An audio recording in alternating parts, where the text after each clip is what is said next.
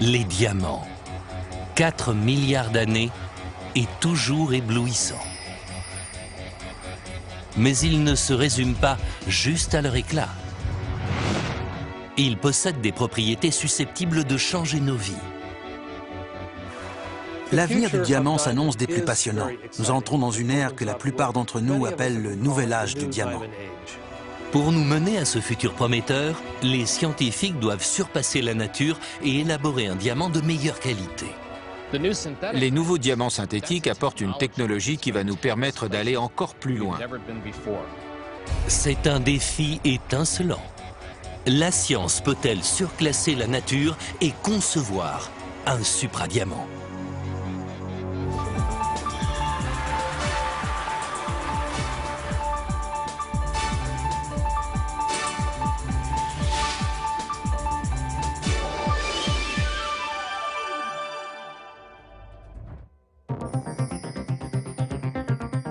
Les diamants sont uniques. Ils sont 4 fois plus solides que n'importe quel autre minéral de la planète. Ils résistent à la corrosion. Les meilleurs sont totalement transparents. Ils conduisent la chaleur et certains même l'électricité. Le diamant est un matériau qui détient une fantastique palette de propriétés uniques. Et c'est la combinaison de ces propriétés uniques qui fait sa particularité. Si la science parvient à maîtriser les pouvoirs de ces gemmes, elle révolutionnera nos vies. Des puces équipant nos téléphones aux sondes d'exploration spatiale. Ils dureraient très longtemps, éternellement. Ils résisteraient à la chaleur, au froid et à tous les extrêmes. On dit que les diamants sont éternels, mais c'est faux.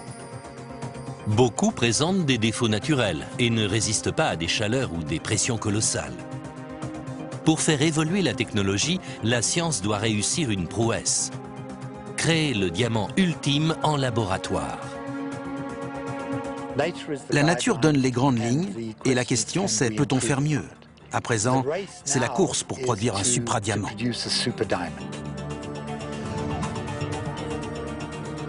Un supradiamant aurait toutes les propriétés d'un diamant naturel, mais pourrait prendre toute forme et toute taille.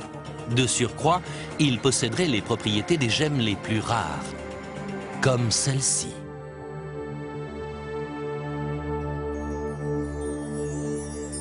Le Hope, peut-être le diamant naturel le plus parfait du monde. Il est conservé dans une vitrine à l'épreuve des bombes à la Smithsonian Institution à Washington.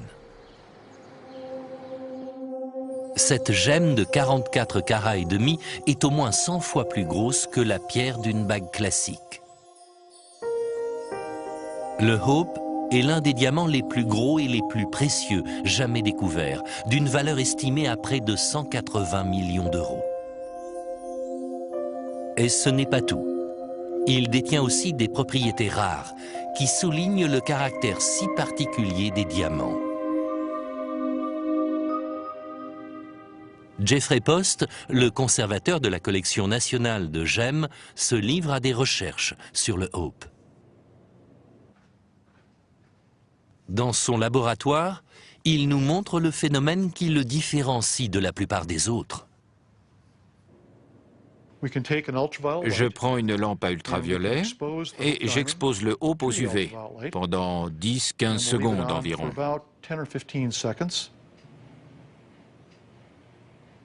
Nous remarquons aussi que l'un des diamants blancs de la couronne externe se pare d'un reflet bleu très brillant. Maintenant, nous éteignons la lumière dans la salle. J'éteins la lampe à UV et nous observons une lueur orange intense, une propriété qui s'appelle la phosphorescence. Durant des années, on attribuait cette lueur à une malédiction jetée sur le diamant lorsqu'il a été volé dans un temple hindou il y a des siècles. Mais Post n'est pas superstitieux. Alors nous avons un diamant prétendu maudit qui brille de ce reflet orange, presque rougeâtre. Bon, c'est une belle légende, mais l'esprit scientifique se demande ensuite quel phénomène provoque cette réaction. Post et son équipe se servent d'un spectromètre, un appareil qui analyse les longueurs d'onde lumineuses. Le spectromètre révèle que l'éclat particulier du Hope provient de deux couleurs, le bleu et le rouge. L'équipe peut à présent identifier deux éléments chimiques de sa composition, le bore et le nitrogène. Alors, j'ai compris soudain ce qui provoque la phosphorescence du Hope. Le bore teinte la gemme de bleu. Lorsqu'il se combine au nitrogène, elle produit une lueur rougeâtre. C'est la chimie, pas la malédiction, qui lui donne son éclat. Ce n'est pas ce reflet rougeâtre qui fascine les chercheurs, mais l'élément qui donne sa teinte bleue à ce diamant, le bore. Le bore ne se contente pas de colorer les diamants, il leur permet aussi de conduire l'électricité. À cause du bore dans leur composition, les diamants bleus sont des semi-conducteurs, ce qui les différencie des autres diamants constitués uniquement de carbone. Les purs diamants blancs sont des isolants électriques. Essayez de faire passer du courant à travers, rien ne se produit. Mais les diamants bleus à forte teneur en bore, comme le Hope, conduisent l'électricité. Les atomes de bore se combinent aux autres atomes du diamant afin de permettre le passage d'un courant électrique. Mais tous les diamants, et pas seulement les bleus, ont une autre propriété recherchée. Ils conduisent la chaleur mieux que tout autre matériau connu.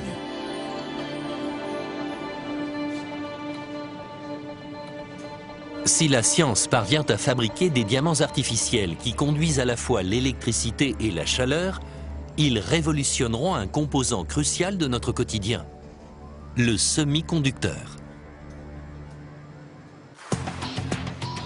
Le semi-conducteur est le composant essentiel de presque tous les appareils électroniques. Il transmet un courant électrique déterminé au circuit intégré. Depuis 50 ans, le silicium est le matériau semi-conducteur le plus utilisé. Mais le silicium a un défaut majeur. Plus l'intensité électrique augmente, plus il chauffe. Conséquence, la plupart des puces électroniques nécessitent un système de refroidissement complexe. Si la température atteint les 149 degrés Celsius, elle grille. Avoir découvert que les diamants bleus conduisent à la fois l'électricité et la chaleur permet aux scientifiques d'imaginer l'inimaginable. Un monde au-delà du silicium. Un monde où tout appareil, du téléphone portable au vaisseau spatial, fonctionnerait grâce à des diamants. Recouvrir des composants d'un film de diamant ou utiliser des fragments de diamant pour le refroidissement ouvrirait sans doute une nouvelle voie dans la fabrication d'appareils électroniques plus petits et plus puissants. Malgré leur éclat irrésistible, le véritable potentiel des diamants est resté ignoré des siècles durant. Ils offrent à la technologie des possibilités quasi infinies. Mais il y a un problème. Les diamants sont rares et onéreux. Les semi-conducteurs naturels, comme le Hope, sont des milliers de fois plus rares encore, et ils n'ont pas une taille ou une forme adaptée à un usage industriel.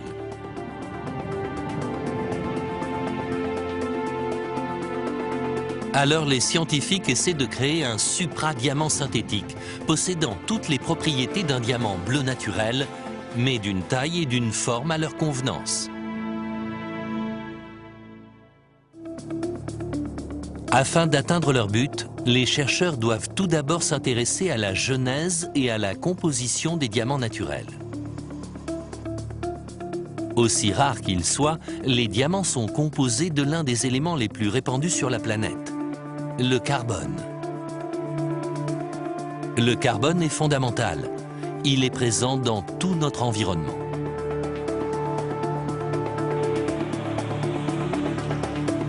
Même le corps humain est constitué de carbone pour 18%. Le carbone est très commun. On estime que la planète en contient plus de 100 millions de milliards de tonnes. Pourtant, il ne provient pas de la Terre, mais d'un passé fort lointain. Une étoile sur le point de mourir. Une géante rouge. L'astrophysicien Neil deGrasse Tyson étudie la formation spectaculaire du carbone. Eh bien, le carbone n'était pas présent à la naissance de l'univers, qui s'est formé à partir d'hydrogène, d'hélium et d'un peu de lithium. Le carbone est donc venu après, il s'est forgé dans le cœur des étoiles. Cette géante rouge ressemblait jadis à notre Soleil. Mais au fil du temps, elle est devenue 1000 fois plus grosse. Au lieu d'un blanc aveuglant, elle dégage une lueur rouge car elle arrive en fin de vie. Elle manque d'énergie. Son cœur est désormais principalement composé d'hélium. Tandis qu'elle s'éteint, une réaction nucléaire brise les atomes d'hélium et les réassemble pour donner le carbone.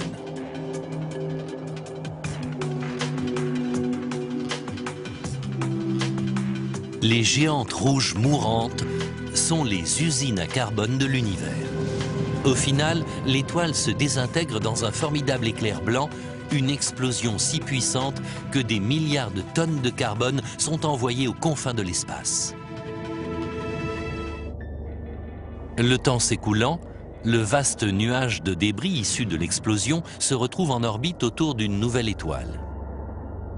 Dans leur rotation, ces débris s'agglomèrent. Après des millions d'années, ces amas deviennent titanesques et les planètes commencent à se former. Ainsi sont nés notre système solaire et notre planète. Voilà pourquoi la Terre contient le composant brut des diamants profondément enfoui en énormes quantités, le carbone. Les scientifiques se heurtent à un problème dans la création du supradiamant. Dans sa forme courante, la consistance du carbone est trop faible. L'allotrope le plus connu du carbone est le graphite. Génial pour les crayons, mais bien trop doux pour des produits haute technologie. Bob Hazen, chercheur à la Carnegie Institution à Washington, est spécialiste en formation de carbone et de diamants. C'est fantastique. Le diamant et le graphite sont composés du même élément, le carbone. Et pourtant, ils sont tellement différents. La structure du graphite présente des plans de faiblesse. Et on voit comment ces points noirs, les atomes de carbone, sont liés aux 3 autres atomes de carbone pour former des triangles. Mais dans le diamant, chaque atome de carbone est lié à 4 autres atomes voisins pour former ce maillage, ce treillis qui consolide la structure du diamant. C'est toute la différence. La résistance d'un matériau se mesure à son point faible. Prenez le graphite et sa faiblesse structurelle, c'est pareil pour le bois. Le bois n'est pas très résistant, vous savez. Voici le sens radial qui présente sa faiblesse, et il est résistant dans l'autre sens. Vous avez déjà vu ça dans des démonstrations de karaté, c'est assez facile. Je prends un bout de bois, un deuxième, et un troisième, puis mon marteau préféré, et ça m'amuse pour tout vous dire. Mais le diamant est très résistant dans tous les sens. C'est exactement la même chose avec le contreplaqué. Le contreplaqué est un matériau composite, des découpes de bois tangentielles assemblées perpendiculairement. Voyez les couches sur la tranche. Alors, je prends un seul bout de contreplaqué, mon marteau. Regardez ça. Il n'est pas brisé. C'est comme le diamant. Les scientifiques qui espèrent faire un supradiamant auront du mal à répliquer cette solidité. Ils doivent reproduire cette structure dite diamant. Pour cela, ils doivent comprendre comment la nature transforme du simple carbone en gemme étincelante.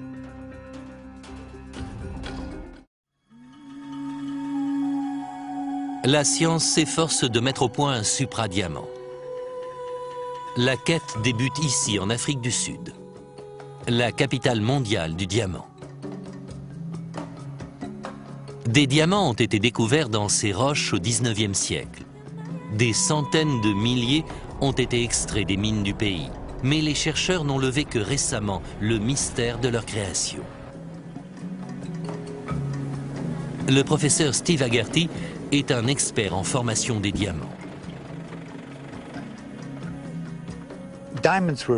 L'origine des diamants était un véritable mystère. On les découvrait par gisement. Alors on en trouvait un, et par miracle, il y en avait d'autres à ramasser. Cela a donc conduit à l'idée que les diamants se formaient en profondeur avant d'être remontés à la surface de la planète. Les diamants se forment en profondeur dans la Terre, dans la couche appelée le manteau, située entre la croûte terrestre et le noyau. Des pressions démesurées modifient la structure moléculaire du carbone et forcent ces atomes à se recombiner en structures de type diamant. Sous l'action de températures et de pressions extrêmes, le carbone se change en diamant. Les températures doivent atteindre 1500 degrés centigrades et les pressions environ 50 kilobars.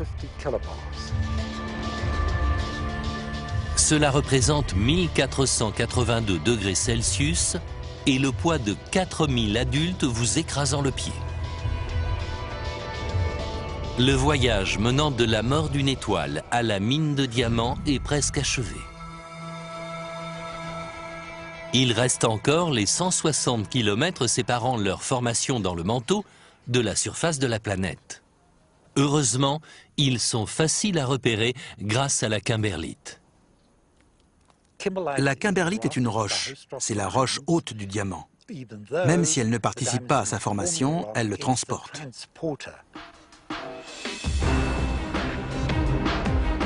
La kimberlite est une roche volcanique qui se forme en profondeur dans la Terre. Elle remonte à la surface en creusant des sortes de galeries et entraîne un magma de roches en fusion de fragments du manteau et de diamants. Elle jaillit ensuite de la croûte terrestre en provoquant de petites mais violentes éruptions volcaniques. J'aime considérer ces éruptions comme des opportunités volcaniques. Elles remontent en emmenant les diamants pourtant à l'abri à près de 200 km de profondeur et les rejettent brutalement en surface. À la surface, le magma s'empile en formations volcaniques qui vont se refroidir et se solidifier. Dissimulés dans ces roches se trouvent les diamants, des cristaux incroyablement rares et parfaits en inclusion dans la kimberlite. Plus rares encore sont les diamants bleus riches en bore, tels le Hope. On en trouve moins de 1 sur 100 000. 4 milliards d'années séparent la mort d'une étoile et l'arrivée du diamant à la surface de la Terre. Les scientifiques espèrent néanmoins changer en quelques jours à peine du carbone brut en supradiamant. Se lancer dans une production de cette envergure exige des températures et des pressions terriblement élevées. Il s'avère que ce n'est pas aussi simple de transformer du graphite en diamant.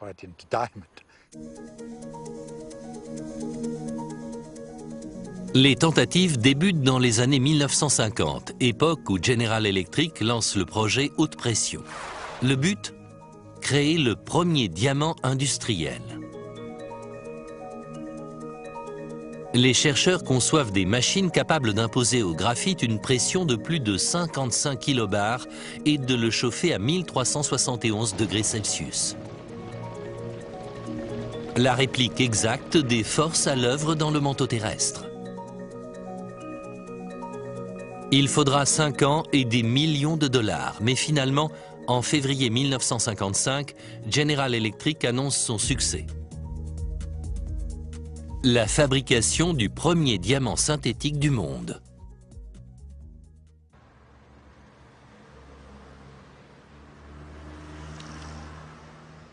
Plus de 50 ans après, aux abords de Johannesburg, en Afrique du Sud, le laboratoire Element 6 poursuit les travaux sur les diamants de synthèse.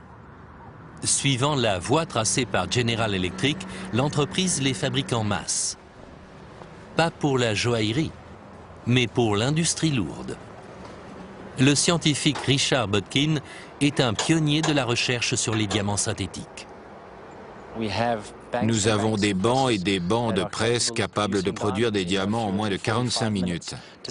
Voir cette technologie à l'œuvre d'une salle à l'autre, c'est absolument fabuleux. Les diamants synthétiques sont élaborés à partir de poudre de graphite très pure. Elle est mise à chauffer dans une chambre de pression à une température comprise entre 1371 et 1982 degrés Celsius. En fait, c'est comme compresser 20 voitures dans la chambre de pression et les chauffer entre 1400 et 2000 degrés. Le résultat est un diamant 50% plus dur qu'un diamant naturel. Et Element 6 peut en produire à la pelle. Ces diamants ont révolutionné le forage et l'industrie minière. La friction occasionnée par le forage de roches dures comme le granit génère des températures élevées qui risquent d'endommager un forêt ordinaire. Mais les forêts à pointe de diamant évacuent la chaleur de la mèche. Les compagnies de pétrole utilisent des diamants parce qu'ils permettent de forer plus vite et plus profond. Un bémol, les diamants industriels sont petits. Le prochain défi consiste à fabriquer des diamants assez grands pour les doter de circuits intégrés ou les adapter aux besoins de la haute technologie.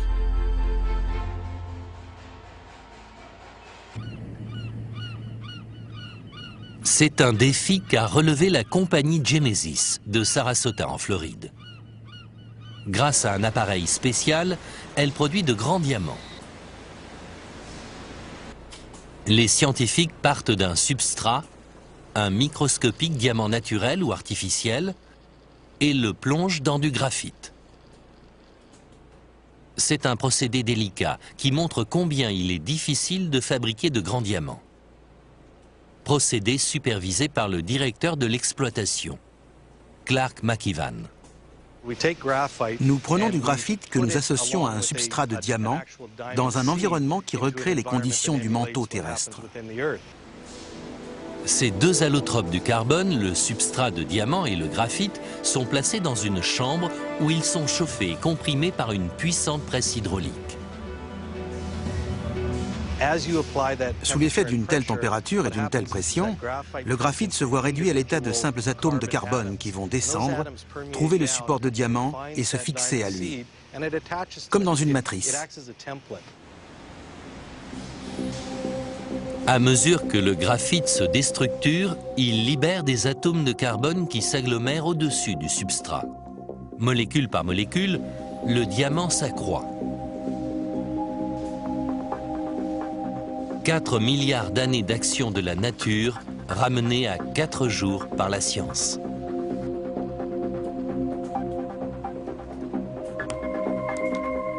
Résultat, une grande gemme artificielle jusqu'à 3 fois plus grosse que le support.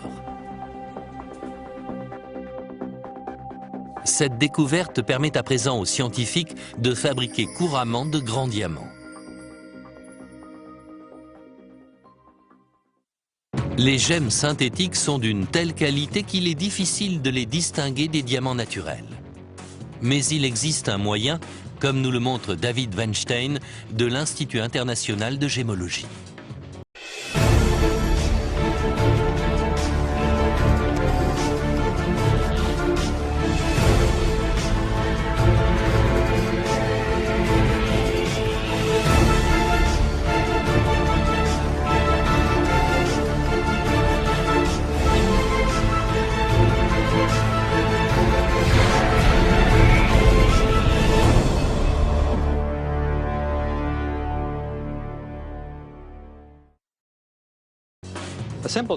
Un joaillier peut faire un test simple pour déterminer s'il est face à un diamant synthétique à l'aide d'un aimant très puissant. Si le diamant qu'il examine contient un substrat à teneur de métal résultant du procédé de fabrication, l'aimant devrait alors l'attirer. Même s'il est possible de les détecter, ces grandes gemmes de synthèse sont prêtes à révolutionner l'industrie de la joaillerie.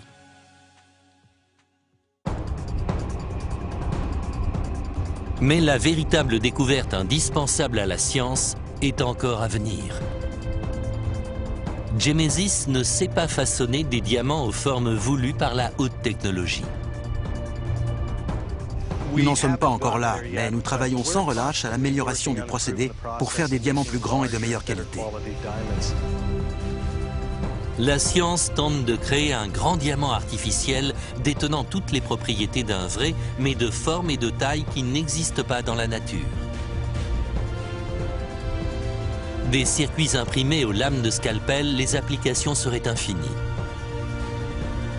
Tandis que les chercheurs s'efforcent de perfectionner le diamant, un indice en provenance d'un lieu improbable se dirige vers la Terre.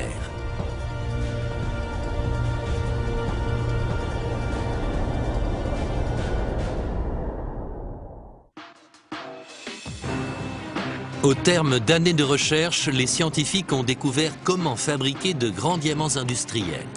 Un obstacle demeure pour parvenir au véritable supradiamant. Pouvoir le façonner à volonté. La science a besoin d'une découverte qui arrive de l'espace.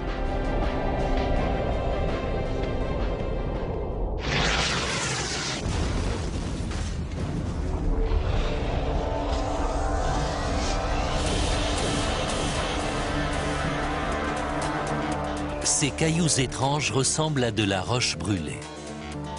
Ils ont été trouvés en Amérique du Sud et en Afrique centrale. Les tests révèlent une surprise. Ces cailloux sont en fait des diamants noirs. Voici deux de ces fameux diamants noirs, appelés carbonado, car ils sont semblables à du charbon.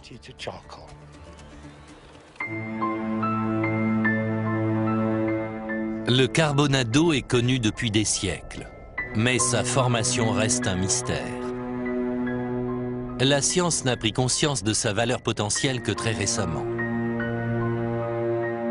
George Harlow, du Muséum américain d'histoire naturelle, s'intéresse à la particularité du carbonado.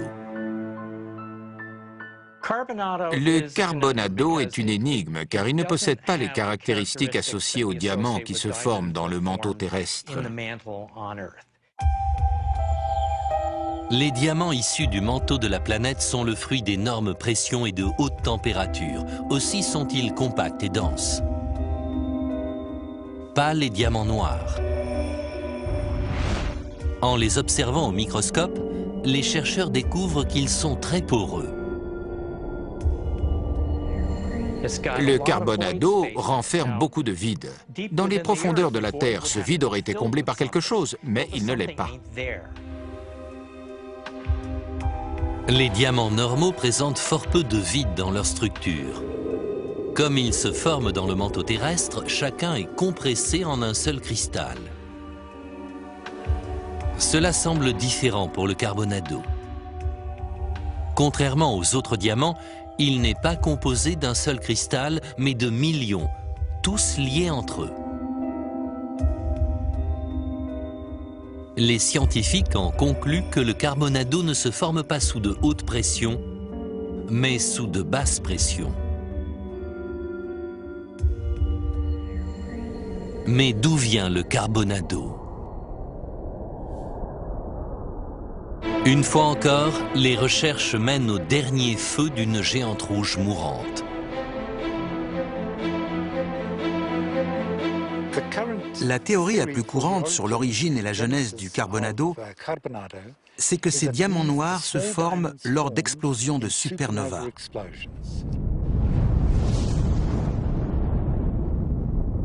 Haggerty pense que le vide intersidéral explique la structure unique du carbonado.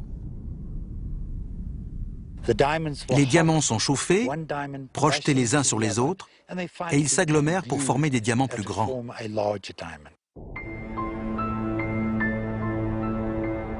Durant cette formation explosive, des grains de poussière sont pris dans le processus et donnent leur couleur noire à ces grands diamants.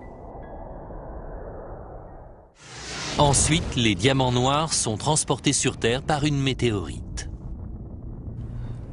Quand la météorite s'est écrasée sur la planète, il a plu des diamants. Ce devait être une vision extraordinaire, tous ces diamants noirs libérés au moment de l'impact. Ce n'est pas juste la grandeur des diamants de l'espace qui fascine les scientifiques. Le Carbonado possède un autre avantage. Sa structure polycristalline ne le rend pas seulement plus grand, mais aussi plus dur. Il est quasi impossible de le couper. Ce n'est pas le cas du diamant naturel.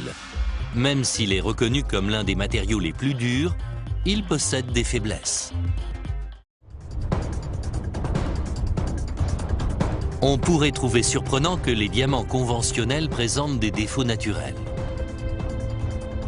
Mais dans le quartier des joailliers à New York, ce sont ces défauts mêmes qu'exploitent les diamantaires. Leur travail montre bien pourquoi les diamants de type monocristal offrent peu d'intérêt en tant que modèle aux scientifiques qui espèrent créer un supradiamant inattaquable. Dans la salle de taille, des marques sont tracées sur la gemme. Une analyse complémentaire par ordinateur détermine ses faiblesses et le meilleur endroit où la couper. De nos jours, les lasers ont remplacé les marteaux et les ciseaux. Mais la taille exige toujours de localiser les plans de clivage de la pierre. Un diamant naturel rompra nettement au niveau de ses liaisons atomiques les plus faibles. En suivant ces plans de clivage, un diamantaire découpera parfaitement la gemme.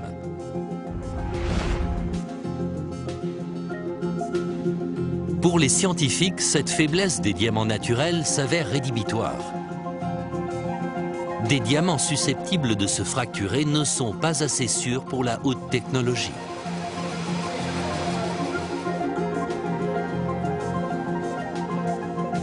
La clé pour fabriquer un supradiamant consiste à répliquer la structure polycristalline du Carbonado.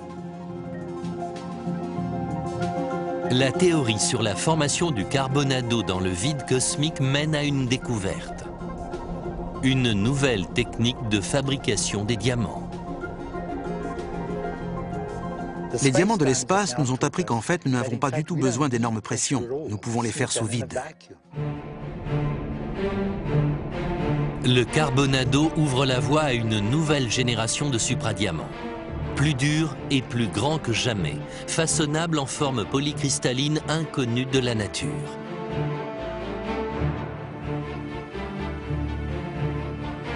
La solution consiste à simuler le vide de l'espace au moyen d'une basse pression. Ce procédé s'appelle dépôt chimique en phase vapeur, ou CVD. On place tout d'abord un substrat de diamant dans une chambre à vide où règne une pression inférieure à 1 atmosphère. La chambre est chauffée à 1982 degrés Celsius avant injection de méthane, un composé du carbone, puis d'hydrogène. Les deux gaz sont alors bombardés de micro-ondes qui les font réagir, obligeant les molécules de méthane et d'hydrogène à entrer en collision. Ce processus libère un nuage d'atomes de carbone qui se déposent sur le substrat, puis le diamant croît peu à peu. Voici le support de départ. 24 heures plus tard, il a doublé de volume. Au laboratoire de recherche de la Navy à Washington, James Butler pousse le procédé encore plus loin. Il ne produit pas de gemmes artificielles, mais des galettes de diamants ultra fines. Le matériau de départ n'est pas toujours du diamant. Par exemple, nous utilisons un mince film de silicium que nous recouvrons d'une fine couche de cristaux de diamant. Pensez au sel sur la table, à la salière remplie de grains de sel. Nous mettons ces grains dans la chambre à vide et ils se développent tous ensemble. Ce faisant, ils se heurtent et finissent par donner cet objet tout en diamant, mais à structure cristalline polyorientée. Chaque cristal de diamant se lie à un autre pour former un maillage de cristaux sur la couche de départ, d'une épaisseur inférieure à 0,5 mm et qui peut atteindre 16 cm de large. La forme du gabarit détermine la forme de la galette. C'est parfait pour remplacer le silicium. Ces diamants synthétiques sont plus durs que les naturels. Ils conduisent l'électricité et résistent à des chaleurs extrêmes. Ce sont les véritables supradiamants. Un test simple démontre pourquoi ces diamants constituent d'excellentes puces, grâce à leur capacité thermoconductrice. Je prends un glaçon et une galette de diamant. Le diamant va transférer la chaleur de ma main directement au glaçon. Comme vous le voyez, sans forcer mais grâce à la chaleur, cette galette coupe le glaçon comme du beurre. Ce n'est pas juste un tour de passe-passe. Des supradiamants ont été filmés à l'intensificateur d'image afin de montrer combien ils conduisent mieux la chaleur que le cuivre traditionnellement utilisé dans les composants électroniques. La galette de gauche est en diamant synthétique, celle de droite en cuivre. Toutes deux sont placées dans un bloc de glace et connectées à un amplificateur d'image thermique qui montre la chaleur les traversant. Comme on le voit, la galette en diamant de gauche conduit la chaleur plus vite que le cuivre, jusqu'à 5 fois plus vite. C'est cette qualité sans équivalent qui vaut au supradiamant le terme supra.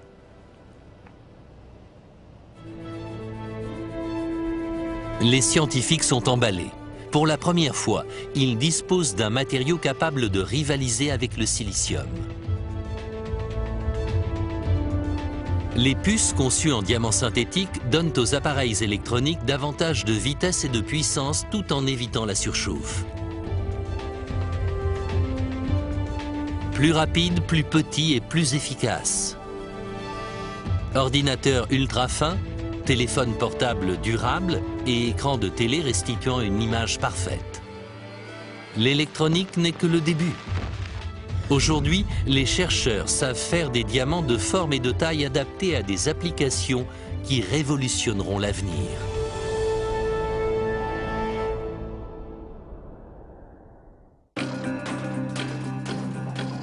À la Carnegie Institution de Washington, des recherches tentent de percer certains des grands mystères de la science. De la conductivité électrique des gaz comprimés à la survie de bactéries en milieu extrême. Ces recherches nécessitent de très hautes pressions obtenues grâce à un puissant appareil, une cellule à enclume de diamant. Un objet est inséré dans un joint entre deux diamants qui exerce sur lui une terrible pression. Ce dispositif permet de recréer des forces aussi intenses que la pression au centre de la Terre. Mais cela n'a pas suffi pour les expériences du Carnegie. Quand les scientifiques ont augmenté la pression, un problème est survenu. Le diamant s'est brisé. Russ Hemley, directeur du laboratoire de géophysique, décide de perfectionner l'enclume en élaborant un supradiamant ultra résistant. Notre groupe est concerné depuis longtemps par l'utilisation de diamants synthétiques dans les expériences à haute pression. Et nous avions besoin de franchir une nouvelle étape. Il nous fallait des diamants de meilleure qualité, plus résistants et plus grands que ceux produits par Mère Nature ou par les procédés industriels classiques. Pour concevoir ce méga-diamant, Hemley recourt à une version du procédé de dépôt chimique en phase vapeur afin d'accélérer la croissance du substrat. Il est ensuite soumis à un traitement haute pression, haute température destiné à le durcir davantage. Résultat, un nouveau pas en avant vers le supradiamant. Ce diamant synthétique n'a pas seulement un développement bien plus rapide, il est aussi plus gros, 15 carats. Juste 6 jours ont suffi pour produire cette pierre 3 fois plus petite et 50% plus résistante que le hope, gemme que la nature a façonné en plusieurs milliards d'années. Le nouveau supradiamant se révèle si dur qu'il bloque les jauges de dureté. Lors de son utilisation dans la cellule à enclume, il prouve à Hemley qu'il a fait la bonne découverte. Ces diamants peuvent créer des pressions des millions de fois supérieures à celles qui s'exercent à la surface de la planète. Il peut à présent simuler des forces d'une telle intensité qu'elles n'ont jamais été étudiées. Comme celles qui règnent dans le manteau terrestre où les pressions dépassent 1300 kilobars, c'est-à-dire près de 14 millions de tonnes au mètre carré. Cet instrument perfectionné autorise Hemley à s'intéresser à certaines des grandes questions, celle d'une vie extraterrestre par exemple.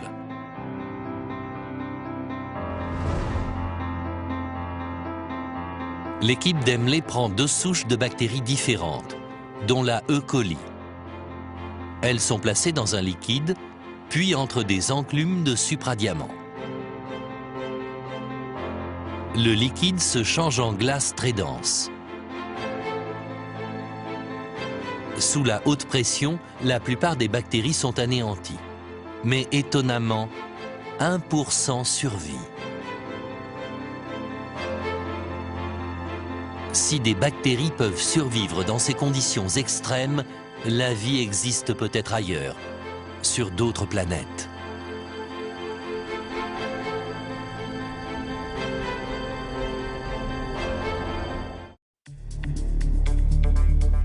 Les applications innovantes du supradiamant dépassent de loin la localisation d'extraterrestres. Des capteurs électroniques supersensibles aux prothèses médicales ultra résistantes, telles les articulations artificielles. Tout ça grâce au supradiamant, façonné sous basse pression. Des diamants qui vont refaçonner le futur. Les supradiamants amélioreront les communications de toutes sortes, notamment sur les champs de bataille.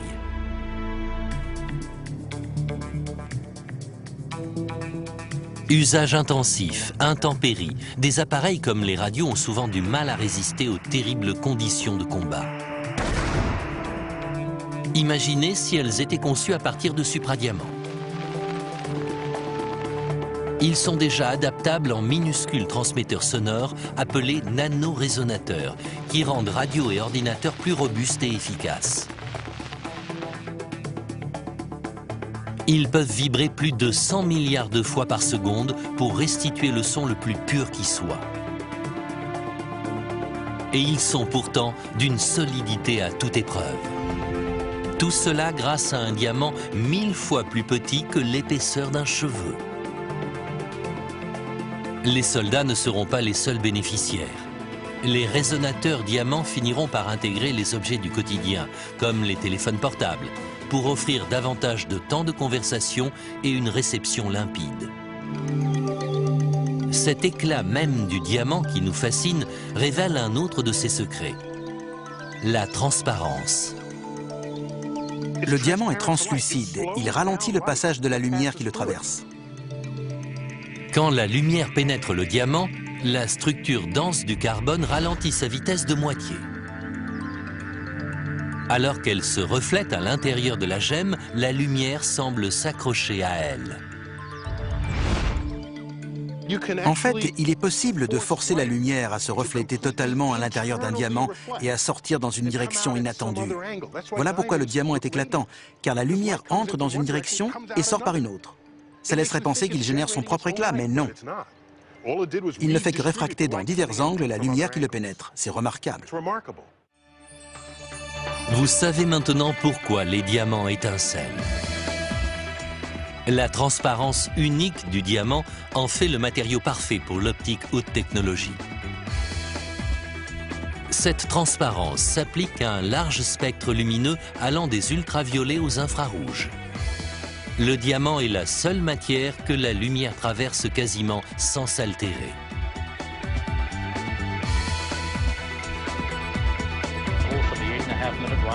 Grâce au supradiamant, la NASA peut concevoir des hublots ultra résistants et ultra clairs. Les possibilités du supradiamant sont infinies. Bientôt, on en trouvera partout, dans son bureau comme dans l'espace. L'avenir du supradiamant. Nous n'en sommes qu'au balbutiement. Je pense que seules les étoiles fixeront des limites aux applications que nous pourrons tirer des supradiamants à l'avenir. La nature a mis des milliards d'années à façonner les diamants. À présent, nous fabriquons des supradiamants en quelques jours. Plus gros, plus durs et de meilleure qualité. Le futur est à portée de main. Les techniques de fabrication de diamants synthétiques s'améliorent et les coûts diminuent. Peut-être verrons-nous le jour où les diamants seront aussi communs que des cailloux dans la rue. À l'image de l'acier, des transistors et du silicium, les diamants synthétiques pourraient bien révolutionner nos vies. Bienvenue dans l'ère du supradiamant.